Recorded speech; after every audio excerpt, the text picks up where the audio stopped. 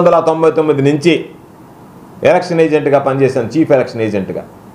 1999లో పనిచేశా, 2004లో పనిచేశా, 2006లో జిల్లా పరిషత్ చైర్మన్ ఎలక్షన్లో పనిచేశా.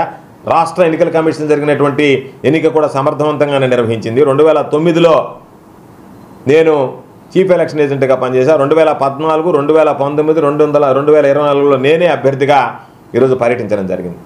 ఎన్నడూ లేనటువంటి విధంగా అసలు కనీస సదుపాయాలు లేకుండా ఈరోజు పోలింగ్ బూతులు నిర్వహించడం జరిగింది. పోలింగ్ బూతుల్లో అయితే నేను తిరిగినటువంటి బూతుల్లో కనీసం కరెంటు కనెక్షన్ ఉందా లేదో కూడా చూసుకోకుండా ఎక్కడికి వెళ్ళినా ఈవీఎంలు మొరాయించాయి, ఈవీఎంలు పనిచేయటం లేదు, గంటల కొద్ది ఆలస్యమైందని చెప్పి పాపం సిబ్బంది కొన్ని దగ్గరలో అయితే వాళ్ళు కనీసం ఆహారం కూడా అందించలేకపోయారు. ఆహారం లేకున్నా సరే పాపం సిబ్బంది విధులు నిర్వహించారు. కొంతమంది పాపం ఎక్కడికన్నా వెళితే తాగడానికి నీరు లేదు, క్యూలేమో చాంతాడంతా, బ్యారికేడింగ్ లేదు, షామియానాలు లేవు, కుర్చీలు లేవు. దివ్యాంగులను తీసుకెళ్ళి ఓటు వేయించడానికి ఎక్కడ అరాకొరా కూడా ఒక్కసారి కానీ అవసరాలు కానీ లేకుండా ఈరోజు ఎన్నికలంటేనే లెక్కలేని విధంగా సాధారణంగా ప్రైవేట్ వ్యక్తులు నిర్వహించేటువంటి సాధారణ ఎన్నికలు కూడా అంత దౌర్భాగ్యంగా దురదృష్టకరంగా ఎప్పుడు కూడా నేను చూడలే. మొట్టమొదటిసారిగా పాపం క్యూలో నిలబడినటువంటి వాళ్ళు అయ్యో మాకు దాహం వేస్తుంది అంటే ఏదన్నా ఒక రాజకీయ పార్టీకి సంబంధించినటువంటి వ్యక్తులు నీళ్ళు ఇవ్వడానికి వెళితే వాళ్ళ మీద దాడులు జరిగాయి, దాని మీద గందరగోళం జరిగింది, దాని మీద ఉద్రిక్త పరిస్థితులు తలెత్తాయి. దీనన్నిటికీ ప్రధానమైనటువంటి కారణం జిల్లాలో ఉన్నటువంటి ఎన్నికల యంత్రాంగం ఏదైతే ఉందో దాని వైఫల్యం అని చెప్పి స్పష్టంగా చెప్పాల్సినటువంటి అవసరం ఉంది. ఈరోజు రవాణా శాఖకు సంబంధించి ఎవరు ఆ బాధ్యత తీసుకున్నారో నాకు తెలియదు. జిల్లాకు సంబంధించి ముందు రోజు ఉదయం ఏజెంట్లు 5 గంటలకు వెళ్ళి రిపోర్ట్ చేస్తే 24 గంటలు అంటే రాత్రంతా నిద్ర లేకుండా పోలింగ్ పాపం అర్ధరాత్రి 12 గంటల దాకా జరిగినటువంటి సంఘటనలు ఉంటే మీ వైఫల్యం వల్ల, మీ చేతకానితనం వల్ల ఏకోజామున 6 గంటల వరకు ఆ వాహనాలు వచ్చి తీసుకువెళ్ళడానికి ఎదురు చూడాల్సినటువంటి దుస్థితి ఏర్పడింది జిల్లాలో. ఎన్నడూ లేనటువంటి దుస్థితి. ఇంత ఘోర వైఫల్యం నాకు తెలిసి ఈ జిల్లాలో గతంలో జరిగినటువంటి 6-7 ఎన్నికల్లో నేను ప్రత్యక్షంగా చూసినటువంటి వ్యక్తిగా, పాల్గొన్నటువంటి వ్యక్తిగా ఎన్నడూ లేనటువంటి ఘోర వైఫల్యాన్ని ఈరోజు జిల్లాకు సంబంధించినటువంటి ఎన్నికల అధికార యంత్రాంగం స్పష్టంగా దీంట్లో వైఫల్యం చెందిందని చెప్పడానికి ఆధారాలతో సహా నేను నిరూపించగలను. మరి దానికి సంబంధించినటువంటి నిధులే దుర్వినియోగం అయ్యాయా, పట్టి పట్టనట్టుగా వ్యవహరించారా అనేటువంటి దాని మీద ఇప్పటికే నేను ఎన్నికల కమిషన్ దృష్టి కూడా తీసుకువెళ్ళడం జరిగింది. దీని మీద పూర్తి స్థాయిలో దర్యాప్తు జరపండి. మరొకసారి పాపం వృద్ధులు కానీ, దివ్యాంగులు కానీ, మహిళలు కానీ ఎన్ని రకాలైనటువంటి ఇబ్బందులు పడ్డారో, ఎన్ని రకాలైనటువంటి బాధలు పడ్డారో అన్ని రకాలైనటువంటి బాధలు పడ్డారు. ఈరోజు ఎవరు ఎన్ని చెప్పినా ఈరోజు 400-500 పోలింగ్ బూత్ ఉంటే వాళ్ళకి సంబంధించి అర్ధరాత్రి అపరాత్రి దాకా పాపం కూర్చోబెట్టి పోలింగ్ ఈరోజు నిర్వహించారు. పాపం సహకరించారు. అప్పటికే అక్కడ ఉన్నటువంటి మహిళలు కానీ, వృద్ధులు కానీ, దివ్యాంగులు కానీ పాపం రాత్రి వరకు ఉండి సహకరించారు, ఓటింగ్లో పాల్గొన్నారు. వైఫల్యం చెందినా, జిల్లా అధికార యంత్రాంగం వైఫల్యం చెందినా, ఎన్నికలకు సంబంధించి ఎన్నికల సంఘం, జిల్లా ఎన్నికల సంఘం సరిగ్గా నిర్వహించలేకపోయినా ఈరోజు ఎన్నికలు పాపం ప్రజలే పాల్గొని దానికి సంబంధించి సజావుగా సాఫీగా నిర్వహించడానికి సహకరించడం జరిగింది. అదేవిధంగా ఈరోజు ఇంకొక దౌర్భాగ్యమైనటువంటి విషయం, రాష్ట్రంలో ఏదైతే ఎన్నికల కమిషన్ పక్షపాత ధోరణితో వ్యవహరించిందని చెప్పి మనం అనుకుంటున్నామో అంతకన్నా మించి జిల్లాలో ఉన్నటువంటి అధికార యంత్రాంగం కూడా వ్యవహరించడం జరిగింది. మచ్చుకి నేను మీకు ఒక వీడియో చూపిస్తున్నా. ఈ వీడియోలో సర్వేపల్లి నియోజకవర్గానికి సంబంధించి తెలుగుదేశం పార్టీ అభ్యర్థిగా పోటీ చేస్తున్నటువంటి సోమిరెడ్డి నేరుగా తనే ఓటర్లకు డబ్బులు పంచాడు. నేరుగా సర్వేపల్లి నియోజకవర్గంలో పోటీ చేస్తున్నటువంటి అభ్యర్థిగా ఉన్నటువంటి సోమిరెడ్డి నేరుగా తన జోబులో నుంచి డబ్బులు తీసి నగదు పంపిణీ చేశాడు. ఇది మీడియాలో వచ్చింది, వార్తాపత్రికలో వచ్చింది, సోషల్ మీడియాలో వచ్చింది, ఇవన్నీ వచ్చాయి. దీనికి సంబంధించి జిల్లా ఎన్నికల అధికారి ఇచ్చినటువంటి రిపోర్ట్ ఏంటి అంటే ఆయన మానవతా దృక్పథంతో డబ్బులు పంపిణీ చేశాడు అని చెప్పించారు. ఎక్కడన్నా ఎన్నికల్లో సిగ్గుపడాల్సినటువంటి విషయం ఇది. ఎన్నికల్లో ఒక అభ్యర్థి వెళ్ళి డబ్బులు పంపిణీ చేస్తే నేరుగా మానవతా దృక్పథంతో పంపిణీ చేయొచ్చు అని చెప్పి ఎన్నికల కమిషన్లో ఎక్కడైనా అటువంటి ప్రొవిజన్ ఉందా? సరే, దాన్ని అక్కడ పెడదాం.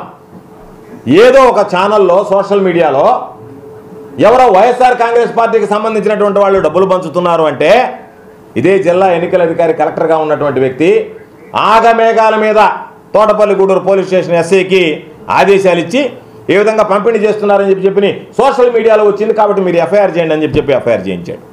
అంటే ఎంత పక్షపాత వైఖరి అంటే, ఒక వ్యక్తి పంపిణీ చేశాడని ఫిర్యాదు చేస్తే అది మానవతా దృక్పథం. ఎన్నడూ లేనటువంటిది మన జిల్లాలో నేను వినలే. నేరుగా ఎవరన్నా పంపిణీ చేశారని చెప్పి సోషల్ మీడియాలో వస్తే దాని మీద ఆగమేఘాల మీద ఈరోజు తోటపల్లి గూడూరు పోలీస్ స్టేషన్లో వైఎస్ఆర్ కాంగ్రెస్ పార్టీకి సంబంధించినటువంటి వ్యక్తుల మీద పేరుతో సహా పార్టీతో సహా కేసు నమోదు చేయండి అని చెప్పి ఆదేశాలు ఇవ్వడం జరిగింది. అంటే రాష్ట్ర స్థాయిలో ఏదో సామెత ఉంది కదా, ఆవు చేలో మేస్తే దూడ గట్టున మేస్తుందా అన్నట్టుగా రాష్ట్ర స్థాయిలో ఎన్నికల కమిషన్ పక్షపాతంగా ఉంటే మేమెందుకు పక్షపాత వైఖరితో ఉండకూడదు అనుకున్నారా ఏమిటో తెలియదు. కానీ ఇది ఎన్నడూ కూడా దానికి సంబంధించి ఎక్కడా కూడా నేను పంపిణీ చేయలేదని చెప్పలేదు. పంపిణీ చేశాం, మానవతా దృక్పథంతో పంపిణీ చేశామని. తీసుకున్నటువంటి వ్యక్తులు ఏం చెప్పారు, మేము అడిగితే మానవతా దృక్పథంతో పంపిణీ చేశారని. అంటే మీరు ఏం చెప్పదలుచుకున్నారు, ఎన్నికల్లో డబ్బులు పంచవచ్చు, మానవతా దృక్పథం అని చెప్పుకోవచ్చు అని చెప్పి మీరు చెప్పదలుచుకున్నారు. పోనీ అదేలా చెప్పండి. దానిలో ఏమో మీరు విచారించి దాని మీద పూర్తి స్థాయి రిపోర్టులు నివేదికలు తీసుకొని ఇది మానవతా దృక్పథంతో జరిగింది అని చెప్పి కేసు నీరు కచ్చారు. పక్కన జరిగినటువంటి సంఘటనలో ఎవరైతే పంచారో వాళ్ళ దగ్గర కూడా వివరాలు రాబట్టకుండా, వాళ్ళ దగ్గర వివరాలు తీసుకోకుండానే నేరుగా పోలీస్ స్టేషన్కి ఎఫ్ఐఆర్ నమోదు చేయండి అని చెప్పారు. కొంతమంది ఉద్యోగులు పాల్గొన్నటువంటి వాళ్ళ మీద ఎఫ్ఐఆర్ నమోదు చేశారు. తప్పులేదు, ఎన్నికల కమిషన్కి సంబంధించి విధి విధానాల ప్రకారం. అయితే ఒక అంగన్వాడీ టీచర్ పాల్గొనింది అంటే ఆ తర్వాత ఆమె రాజీనామా చేసింది కాబట్టి ఆమె మీద చర్యలు తీసుకోలేదన్నారు. అంటే మీ దగ్గర సర్వీస్ రూల్స్ ఏం చెప్తుంది, ఎన్నికల కమిషన్ మేమెందుకు పక్షపాత వైఖరితో ఉండకూడదు అనుకున్నారా ఏమిటో తెలియదు. కానీ ఇది ఎన్నడూ కూడా దానికి సంబంధించి ఎక్కడా కూడా నేను పంపిణీ చేయలేదని చెప్పలేదు. పంపిణీ చేశాం, మానవతా దృక్పథంతో పంపిణీ చేశామని. తీసుకున్నటువంటి వ్యక్తులు ఏం చెప్పారు, మేము అడిగితే మానవతా దృక్పథంతో పంపిణీ చేశారని. అంటే మీరు ఏం చెప్పదలుచుకున్నారు, ఎన్నికల్లో డబ్బులు పంచవచ్చు, మానవతా దృక్పథం అని చెప్పుకోవచ్చు అని చెప్పి మీరు చెప్పదలుచుకున్నారు. పోనీ అదేలా చెప్పండి. దానిలో ఏమో మీరు విచారించి దాని మీద పూర్తి స్థాయి రిపోర్టులు నివేదికలు తీసుకొని ఇది మానవతా దృక్పథంతో జరిగింది అని చెప్పి కేసు నీరు కచ్చారు. పక్కన జరిగినటువంటి సంఘటనలో ఎవరైతే పంచారో వాళ్ళ దగ్గర కూడా వివరాలు రాబట్టకుండా, వాళ్ళ దగ్గర వివరాలు తీసుకోకుండానే నేరుగా పోలీస్ స్టేషన్కి ఎఫ్ఐఆర్ నమోదు చేయండి అని చెప్పారు. కొంతమంది ఉద్యోగులు పాల్గొన్నటువంటి వాళ్ళ మీద ఎఫ్ఐఆర్ నమోదు చేశారు. తప్పులేదు, ఎన్నికల కమిషన్కి సంబంధించి విధి విధానాల ప్రకారం. అయితే ఒక అంగన్వాడీ టీచర్ పాల్గొనింది అంటే ఆ తర్వాత ఆమె రాజీనామా చేసింది కాబట్టి ఆమె మీద చర్యలు తీసుకోలేదన్నారు. అంటే మీ దగ్గర సర్వీస్ రూల్స్ ఏం చెప్తుంది, ఎన్నికల కమిషన్ నిబంధనలు ఏం చెప్తున్నాయి, వాళ్ళ రాజీనామా ఆమోదించినంత వరకు వాళ్ళు విధులు ఏదైతే దొరికిన తర్వాత ఫిర్యాదు చేసిన తర్వాత వాళ్ళు వెళ్ళి రాజీనామా చేస్తే రాజీనామా చేశారు కాబట్టి మేము వదిలేసాం, బాగానే ఉంది. మిగతా వాళ్ళు పాపం ఒక ప్రొసెషన్ వెళ్తూ ఉంటే అది వాళ్ళని క్రాస్ చేసుకుంటూ పోతే ఓ పత్రికలో వీళ్ళు పాల్గొన్నారని చెప్పి వేస్తే విచారణ లేకుండా ఎఫ్ఐఆర్ కట్టించేశారు. కాబట్టి ఇంత పక్షపాత వైఖరి జిల్లా స్థాయిలో ఎన్నడూ కూడా అవలంబించినటువంటి పరిస్థితులు లేవు. కాబట్టి దీని మీద ఇంతటితో విడిచిపెట్టాం.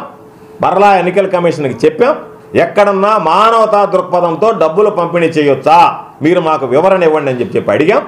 దాని మీద ఎన్నికల కమిషన్ స్పందిస్తుందని ఆశిస్తున్నా. లేని పక్షంలో ఖచ్చితంగా హైకోర్టులో కేసు వేసి ఎవరైతే దీనికి బాధ్యులు ఉన్నారో అందరినీ కూడా దాంట్లో బాధ్యులుగా చేర్చి వాళ్ళ మీద హైకోర్టుకి వెళ్ళి ఖచ్చితంగా దీని మీద చర్యలు తీసుకోవడం జరుగుతుంది తప్ప ఎవరో మా ఇష్ట ప్రకారం వ్యవహరిస్తాం, మేము జిల్లా ఎన్నికల అధికారిగా ఉన్నామని చెప్పి వ్యవహరిస్తే మాత్రం విడిచిపెట్టేది ఉండదు. కాబట్టి దీని మీద ఆర్ఓకు కూడా మరలా ఒకసారి అధికారికంగా వెళ్ళి నేనే స్వయంగా వెళ్ళి ఫిర్యాదు చేద్దాం అనుకున్నాం. కాబట్టి వెళ్ళి అధికారికంగా ఆర్ఓకు కూడా మళ్ళీ ఒకసారి నేనే ఫిర్యాదు చేస్తా. దొరికినటువంటి వీడియో క్లిప్పింగ్ని బట్టి ఈరోజు దాన్ని బట్టి వాళ్లే ఇచ్చారు, పంచింది వాస్తవం ఒప్పుకున్నారు. కాబట్టి క్లియర్ కట్ ఎఫ్ఐఆర్, ఇంక దాని మీద విచారణ కూడా అవసరం లేదు. మానవతా దృక్పథంతో పంచాడా, ఇంకొక దృక్పథంతో పంచాడా, ప్రతి ఒక్కడు ఎన్నికల్లో పంచేవాడు మానవతా దృక్పథం అనే చెప్తాడు, తీసుకునేవాడు మానవతా దృక్పథంతోనే తీసుకుంటాడు. కాబట్టి మానవతా దృక్పథంతో పంచామని చెప్పని ఎక్కడన్నా ఎవరైనా ఇంతవరకు నాకు తెలిసి ఈ దేశ స్థాయిలోనే, రాష్ట్రంలో వదిలిపెట్టిన దేశ స్థాయిలో కూడా ఎవరు రిపోర్ట్ రాస్తున్నాడు నెల్లూరు జిల్లా ఎన్నికల అధికారి తప్ప. కాబట్టి ఇటువంటి దారుణమైనటువంటి వైఫల్యాలు జరిగాయి. కాబట్టి నేను మరలా ఇంకొక ఎన్నికల కమిషన్ దృష్టి కూడా తీసుకువెళ్ళాం. ఇటువంటి వాళ్ళ నేతృత్వంలో రేపు కౌంటింగ్ కూడా సజావుగా సాఫీగా జరగకపోవచ్చు. కాబట్టి మీరు ఒక పరిశీలకుని నియమించండి, ప్రత్యేకంగా రాష్ట్ర స్థాయిలో నియమించి వాళ్ళ ఆధ్వర్యంలో ఈ కౌంటింగ్ ప్రక్రియ చేపడితే బాగుంటుంది తప్ప లేకపోతే ఒక పక్షపాత వైఖరితో వ్యవహరించేటువంటి నెల్లూరు జిల్లా కలెక్టర్ ఉన్నన్ని రోజులు ఎన్నికల అధికారిగా ఈ జిల్లాలో ఎన్నికలు సజావుగా సాఫీగా జరగవు అని చెప్పని పరిశీలకుడు కూడా నియమించండి అని చెప్పని కూడా ఎన్నికల కమిషనర్కి ఈరోజు రాయడం జరిగింది. కాబట్టి వీటన్నిటినీ దృష్టిలో పెట్టుకొని మరొకసారి ఎంత దారుణమైనటువంటి వైఫల్యం, బూతుల్లోకి వెళితే కనీసం వెళ్ళడానికి చోటు లేదు, కొన్ని దగ్గర లైట్లు లేవు, కొన్ని దగ్గర పాపం కరెంట్ కనెక్షన్ లేవు, అన్ని రకాలైనటువంటి ఇబ్బందులు పడితే 2 బూతులు 1000 మంది ఓటు వేయడానికి ఒక ఎన్సీసీ క్యాడెట్ని పెడతారా? పాపం వాళ్ళు వీళ్ళని నిరోధించగలరా, క్రమబద్ధీకరించగలరా? కనీసం లా అండ్ ఆర్డర్ ప్రాబ్లం లేకపోవచ్చు, శాంతి భద్రతల సమస్య లేకపోవచ్చు, ఎవడన్నా పాపం బాగలేదనో ఆకలియో షుగరనో ముందుగా వెళ్ళి ఓటు వేయడానికి ముందుకు వెళ్ళొచ్చు. వాళ్ళని కనీసం క్రమబద్ధీకరించి పంపించగలిగేటువంటి యంత్రాంగాన్ని మీరు నియమించుకోలేకపోతే ఎక్కడో తీసుకొచ్చి తమిళనాడు పోలీసుని పెట్టారు. వాళ్ళకి పాపం తెలుగు రాదు, వీళ్ళు పోయి చెప్పేది వాళ్ళకి అర్థం కాదు, వాళ్ళు చెప్పేది వీళ్ళకి అర్థం కాదు. దానికి సంబంధించి 2వ వాడు ఉన్నాడు అంటే 2వ వాడు లేడు చెప్పుకోవడానికి. ఎంత దారుణమైనటువంటి పరిస్థితి అంటే నాకు తెలిసి నెల్లూరు జిల్లాలో ప్రజలకు నిజంగా చేతులెక్కి మొక్కాలి పాపం. ఎక్కడో చెదురుమదురు సంఘటనలు జరిగాయి కానీ ఎవరు ఎంతమంది ప్రేరేపించినా సరే శాంతియుతంగా నిలబడి రాత్రి 12 గంటలు 1 గంటలైనా సరే ఓటింగ్లో పాల్గొని దాన్ని బాధ్యతగా ఈరోజు మనం ఓటు వేయడం అనేటువంటిది మన బాధ్యతను గుర్తించినటువంటి నెల్లూరు జిల్లా ప్రజల్ని, పాపం పోలింగ్లో పాల్గొన్నటువంటి అధిక శాతంలో ఎక్కడన్నా 1 ఉండొచ్చు కానీ లోపాలు, అధిక శాతం పోలింగ్ సిబ్బంది కష్ట నష్టాలకు ఓర్చి నేను అనుకున్నా ఈ ఎన్నికల్లో కనీసం ఈరోజు జరిగినటువంటి పరిస్థితుల్లో ఈ బాక్సులైనా స్ట్రాంగ్ రూమ్కి చేరతాయా అనేటువంటి అనుమానం కలిగింది. నేను రాత్రంతా మేలుకునే ఉన్నా, ఎక్కడికక్కడ ఫోన్లు చేసి ఇంతవరకు మాకు బస్సులు రాలేదు, ఇంతవరకు బండి రాలేదని. ఎప్పుడైనా రూట్ బస్సు అని ఉంటే పోలింగ్ అయిపోయిన తర్వాత గంట కల్లా వచ్చి మామూలుగా డబ్బాలు తీసుకెళ్ళేది. ఏది మామూలుగా పోలింగ్ బాక్సులు ఉన్న రోజుల్లోనే ఈవీఎంలు తీసుకెళ్ళడానికి అర్ధరాత్రి నుంచి పాపం ఎదురు చూస్తే ఏజెంట్లు, అన్ని పార్టీలకు సంబంధించినటువంటి ఏజెంట్లు అందరూ కూర్చుంటే వేకుజామున 7 గంటలు 8 గంటల దాకా వచ్చి ఆ బస్సులు తీసుకెళ్ళాయి. కాబట్టి రవాణా శాఖకు సంబంధించి మీరు ఎందుకు వైఫల్యం చెందారో, రవాణాకు సంబంధించి ఎందుకు అక్కడ కనీస ఏర్పాట్లు చేయలేకపోయారు, ఎవరు లోపం మీద అనేటువంటి దాని మీద కూడా పూర్తి స్థాయి దర్యాప్తు చేసి దాని మీద విచారణ చేపట్టి చర్యలు తీసుకోండి, మరొకసారి ఇటు పునరావృతం కాకుండా చేయండి అని చెప్పడం జరిగింది. ఈ పక్షపాత వైఖరిగా ఏదైతే వ్యవహరించారో దాని మీద కోర్టుకు వెళ్ళి కూడా చర్యలు తీసుకోవడం జరుగుతుందని చెప్పి సందర్భంగా తెలియజేస్తూ కౌంటింగ్ ప్రక్రియ సజావుగా సాఫీగా జరగడానికి కూడా జిల్లా ప్రజలు సహకరిస్తారని నేను ఆశిస్తున్నా. అదేవిధంగా అధికార యంత్రాంగం కూడా దానికి సంబంధించి రాష్ట్ర ఎన్నికల ప్రధాన సీఈఓ గారు ఎవరైతే ఉన్నారో ఆయన ఒక పరిశీలకుడు నియమించి సజావుగా సాఫీగా దీన్ని పూర్తి చేయాలి ఈ ప్రక్రియని, కొన్ని ఎన్నికల ప్రక్రియని అని చెప్పి కోరుకుంటూ దీనికి అన్ని విధాలా సహకరించినటువంటి ప్రజలకి, దీనికి సంబంధించి సహకరించినటువంటి మీడియాకి నా హృదయపూర్వకమైనటువంటి ధన్యవాదాలు తెలియజేస్తున్నాను.